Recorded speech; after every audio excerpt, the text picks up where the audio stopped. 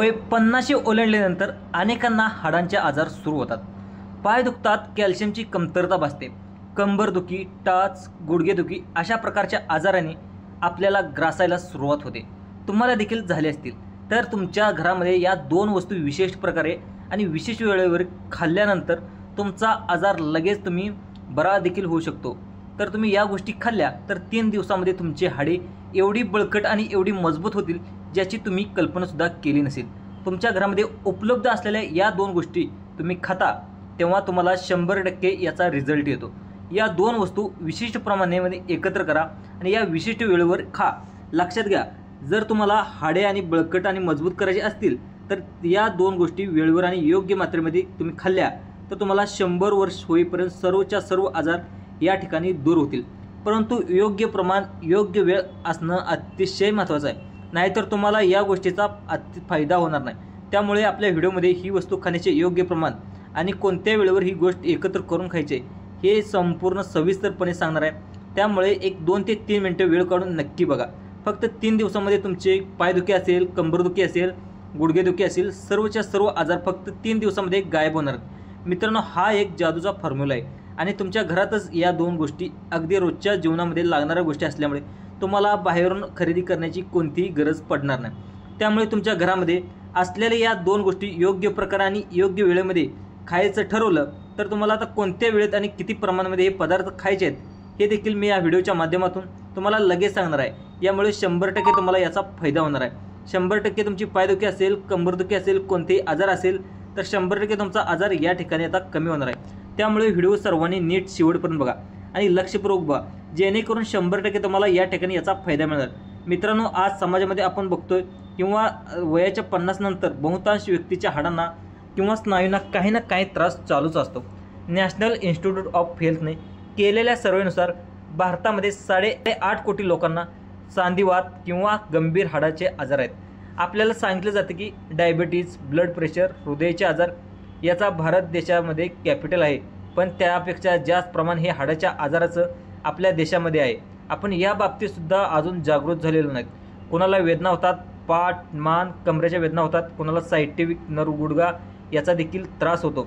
आता एखाद्याचे पाय दुखतात, कोणाचे तळपाय दुखतात, कोणाचे पोटऱ्यावरून पाय दुखतात, कोणाचे प्रोजेक्शन शोल्डर असतो. आता हाताबाईल देखील मुंग्या येत असतात, चालताना ताकद नसते, आणि पाहायला गेलं तर आपल्याला थकवा येतो आणि छोट्या छोट्या लक्षणाकडे दुर्लक्ष केल्यास आपण कायमचा अपंगसुद्धा होऊ शकतो. अनेक लोकांचा अनुभव देखील असतो. या त्रासावर अनेक उपचार करूनसुद्धा, इव्हन ऑपरेशन करूनसुद्धा काही वर्षांनी हे त्रास परत उद्भवत असतात. या त्रासावर कायमस्वरूपी फायदा मिळत नाही. मित्रांनो, आपल्यापैकी अनेक जणांचा अनुभव असतो की अशा वेळेस आपण हाडाच्या स्पेशलिस्टकडे जात असतो. ते आपले एक्सरे काढतात. एक्सरेमध्ये आपल्याला स्ट्रोनिबिया झालेला आढळतो. ॲस्ट्रोबिनिया म्हणजे हे ऑस्ट्रोपियोपोरोसिसच्या आधीची स्टेज असते, ज्यामध्ये आपल्याला शरीरामध्ये हाडे ठिसूळ व्हायला सुरुवात झाली असते. आपण जर या स्टेजला सावध झालो तर आपल्या जीवन पद्धतीमध्ये काही बदल केले तर सर्व हाडाच्या त्रासापासून आपण स्वतःचा बचाव करू शकतो. आणि जर का दुर्लक्ष केलं तर तुम्हाला ऑस्टिओपेनियाचे रूपांतर आता ऑस्टिओपोरोसिसमध्ये व्हायला वेळ लागत नाही. यामध्ये हाडे एवढी ठिसूळ होतात की छोट्याच्या धक्क्यानेसुद्धा हाड तुटू शकतं, फ्रॅक्चर होऊ शकतं. हा प्रॉब्लेम पुरुषामध्ये, स्त्रियांमध्ये जास्त कॉमन असतो. साधारणतः वयाच्या 40 नंतर आपल्या शरीरातील प्रोटीन आणि कॅल्शियमचे प्रमाण कमी व्हायला सुरुवात होते आणि हाडांचे आजार आपल्या मागे लागतात. आज आपण हाडांच्या सर्व आजाराविषयी सखोल माहिती आपण जाणून घेणार आहोत, त्याच्याविषयी समजून घेणार आहोत. या व्हिडिओला शेवटपर्यंत नक्की बघा. मित्रांनो, तुम्हाला ऐकून आश्चर्य वाटेल, पण आपली हाडे फक्त कॅल्शियमची बनलेली नसून तर हाडाचा 50% भाग हा प्रोटीनपासून व त्याच्यानंतर उरलेला भाग हा 50% हा कॅल्शियम आणि मॅग्नेशियम आणि इतर महत्त्वाच्या खनिज तत्वापासून बनलेला असतो. आणि या सर्व घटकांना एकत्र बांधून ठेवण्याचं काम व्हिटॅमिन डी करत असतं. व्हिटॅमिन डी नसेल तर आपल्या हाडांच्या मजबूतीसाठी गरजेचे सर्व घटक असूनसुद्धा हाडे त्याचा स्वीकार करू शकत नाहीत. व्हिटॅमिन डी हा आपल्या शरीरामध्ये आपोआप बनत असतो. 2011मध्ये न्यूजपेपरमध्ये एक बातमी आली. ज्येष्ठ समाजसेवक अण्णा हजारे यांना गुडघेदुखीचा असह्य त्रास झाला होता. त्यावेळेस पुण्यातील प्रसिद्ध डॉक्टर यांनी रोज सकाळी त्यांना सूर्यासना घ्यायचा सल्ला दिला होता. आजकाल आपण शहरामध्ये सिमेंटच्या इमारतीमध्ये राहिलं असल्यामुळे आपल्याला ही कवळी सूर्यकिरणे मिळत नाहीत. आता आपण हाडांच्या या आजारांना आयुर्वेदाच्या दृष्टिकोनातून समजून घेऊयात. आयुर्वेदानुसार आपल्या शरीरामध्ये असलेली 206 प्रकारची हाडे आणि वात दोषाचे घर, ज्या वेळेस आपल्या शरीरामध्ये वात दोष वाढतो त्यावेळेस तो आपल्या हाडामध्ये आणि सांध्यामध्ये देखील जाऊन बसतो आणि हाडामध्ये गेलेला वात हा पुण्याने सहजतेने बाहेर पडत नाही. आपल्याला माहीत आहे की वात हा पश्चिम महाभूतातील आकाश आणि वायू यांच्या 2 तत्वांनी बनलेला आहे. आकाश म्हणजे विश्वामध्ये पसरलेली पोकळी, वायू म्हणजे वारा. ज्या ज्या ठिकाणी वारा वाहतो त्या त्या ठिकाणी तो शुष्कता म्हणजेच कोरडेपणा निर्माण करतो. याचा अर्थ ज्यावेळी शरीरामध्ये वात वाढलेला असतो त्यावेळेस आपल्या हाडामधील वागणे देखील कमी होऊन त्याच्यामध्ये कोरडेपणा येतो व हाडे येथून पोकळ व्हायला सुरुवात होते. मित्रांनो, या वाढलेल्या वात दोषाला ओळखण्यासाठी निशांत वैद्यक आणि नाडीला फक्त 3 बोटाचा स्पर्श करून तुम्ही रक्तावरून वाहणाऱ्या वात, पित्त आणि कफाच्या तरंगांना अचूकपणे देखील ओळखू शकतो. आपल्या देशामध्ये प्राचीन काळी नाडीचा परीक्षणाचा अनन्यसाधारण महत्त्व होतं. हाडासंबंधी उपचार करताना आपल्याला या वात दोषाचा कायम विचार करावा लागतो. त्याशिवाय हाडे कायमस्वरूपी पुन्हा बरी होऊ शकणार नाहीत. पण त्याच्या आधी आपण लक्षात घेऊ की हाडांचा आणि सांधेदुखीचा एकमेकाचा संबंध कसा आहे. सर्वप्रथम आपण सांध्याची रचना पाहूया. सांध्यामध्ये 2 हाडे असतात. त्या 2 हाडांना एकमेकांशी जोडण्यासाठी लिगामेंट्स असतात. या लिगामेंट्सला स्नायू आवरण असतं. 2 हाडाचे एकमेकावर घर्षण होण्यासाठी तिथे ल्युब्रिकेटिंग आणि फ्लुइड्स म्हणजेच एका प्रकारचा बीज त्यासारखा तेलासारखा चिकट गुळगुळीत पदार्थ असतो आणि या गुळगुळीत पदार्थाला पोषण देण्यासाठी त्याचे स्वतंत्र रक्तवाहिनी असतात. आणि हाडांच्या आतमध्ये बोनमेरा म्हणजेच मज्जाधातू सुद्धा असतो.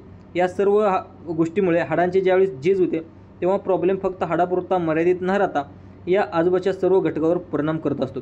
त्यामुळे एका लिमिटच्या पुढे हाडांचे विकार बंद करणं हे देखील अवघड जात असतं. म्हणून मित्रांनो, वातदोष जेवढ्या लवकर ओळखून तुम्हाला उपचार केले जातील तेवढ्या लवकर तो व्यक्ती पुन्हा बरा होऊ शकतो. आपण जर हाडांची झीज होण्यामागील महत्त्वाची काही कारणे आहेत ते देखील समजून घेऊयात. आपण सुरुवातीच्या काळामध्ये दुर्लक्ष करत असतो, त्यामुळे आजार बरा होत नसतो. पहिलं कारण म्हणजे अनुवंशिकता. जर तुमच्या आईवडिलांची हाडे ठिसूळ असतील तर तुमची देखील हाडे ठिसूळ होण्याची शक्यता असते. दुसरं कारण म्हणजे अनेकदा आपलं वजन कमी करायच्या नादामध्ये किंवा आणखी कुठल्याही फॅटच्या नादामध्ये तेल खाणं बंद करतो, तेव्हा कॅल्शियमच्या अब्झॉर्प्शनमध्ये आपल्याला तेल किंवा तुपाची अत्यंत गरज असते. वात हा तेल आणि तुपासमोर हतबल असतो.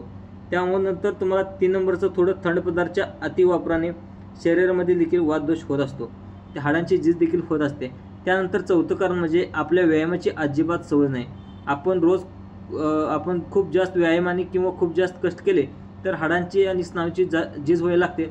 एखादा रनर 50 किलोमीटर पळाला तरी त्याचे हाडांची झीज होणार आहे, कारण त्याला रोजची पळायची सवय असते आणि 50 किलोमीटर तो टप्पा त्याने हळूहळू वाढवला असतो. पण आपल्याला व्यायामाची कधीच सवय नसते आणि अचानकपणे आपण एक दिवस उठून 5 किलोमीटर पळालो तर आपल्या मांसपेशीमध्ये आणि मेंद धातूची मोठ्या प्रमाणामध्ये झीज होऊन आपलं अंग आणि हाडे दुसऱ्या दिवशी दुखायला लागते. म्हणून व्यायामाची सुरुवात करताना प्रमाण हळूहळू वाढवायचं असतं. मित्रांनो, घरामधील हे पदार्थ तुम्ही खाल्ले तर तुम्हाला नक्कीच या हाडाच्या आजारापासून नक्की 100% फायदा होणार आहे. तुम्हाला फक्त 2 पदार्थाची आवश्यकता असते. दोन्ही पदार्थ यावेळेस तुम्ही तुमच्या घरी असतील. पहिला पदार्थ तो म्हणजे तीळ आणि दुसरा पदार्थ तो म्हणजे गूळ. मित्रांनो, तिळामध्ये सुद्धा दुधापेक्षा 8 पट जास्त कॅल्शियम असतं आणि तीळ नियमित खाल्ल्यानंतर तुमच्या सांध्याची सूज कमी होते. नंतर सांध्यामधलं वांगण वाढायला लागते. त्यामुळं आपल्या हाडांचे एकमेकावर घर्षण न होता आपण सर्व प्रकारच्या हालचाली करू शकतो.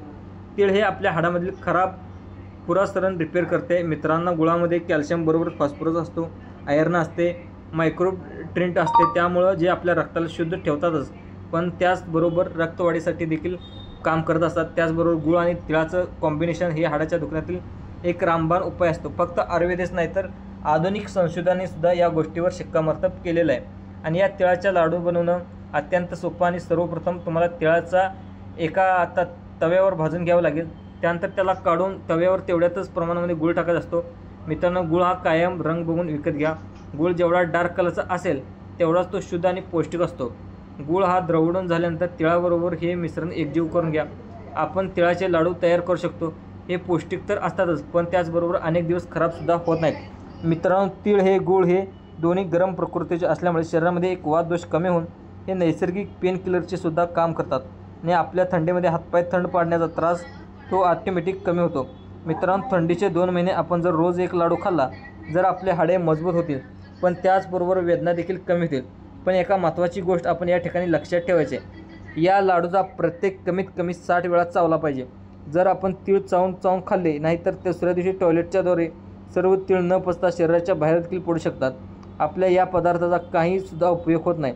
त्याचबरोबर आपली पचनशक्ती वाढवण्यासाठी आपल्याला हे लाडू खायच्या काही दिवस आधी बडीशेप, जिरे, थोडासा ओवा याचे मिश्रण खावं लागेल.